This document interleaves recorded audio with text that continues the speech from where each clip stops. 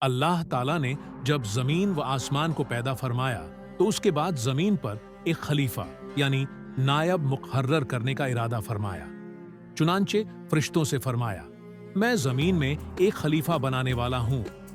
فرشتوں نے عرض کیا، یا اللہ، کیا تو زمین میں ایسے کو خلیفہ بنائے گا جو فساد کرے گا اور خون بہائے گا؟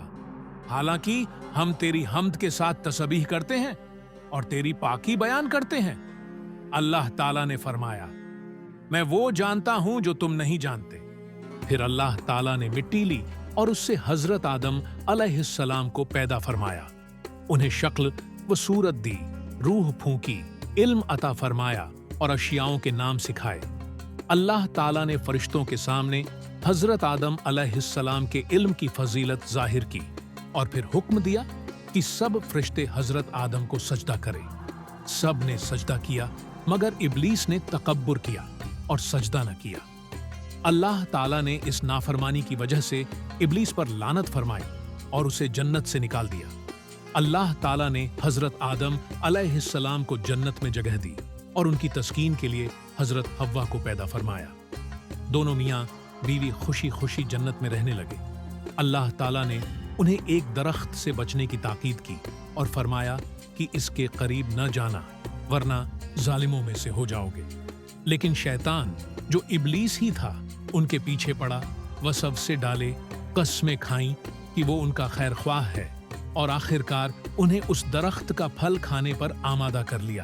جیسے ہی حضرت آدم و حوا نے پھل کھایا، ان پر ان کی ستر پوشی ظاہر ہو گئی اور وہ جنت کے پتوں سے اپنے جسم کو ڈھانپنے لگے۔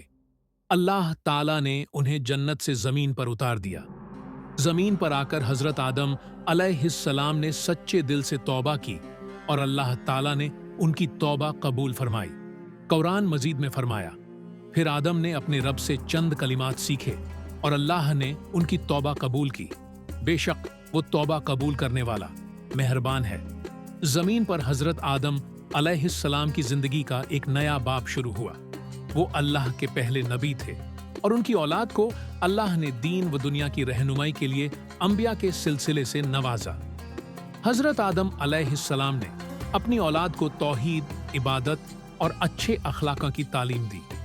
ان کے بیٹے حابیل اور قابیل کا واقعہ بھی قرآن مجید میں مذکور ہے، جس میں قابیل نے حسد میں آ کر اپنے بھائی حابیل کو قتل کر دیا۔ یہ انسان کی تاریخ کا پہلا قتل تھا۔ حضرت آدم علیہ السلام تقریباً 900 سال زندہ رہے۔ انہوں نے زمین پر عبادت کی، تبلیغ کی اور انسانوں کو اللہ کی راہ پر چلنے کی دعوت دی۔ ان کی اولاد زمین پر پھیل گئی اور انسانوں کی آبادی کا آغاز ہوا۔ حضرت آدم علیہ السلام کی کہانی ہمیں اللہ کی اطاعت، توبہ کی اہمیت اور شیطان کی چالاکیوں سے بچنے کی تلقین کرتی ہے۔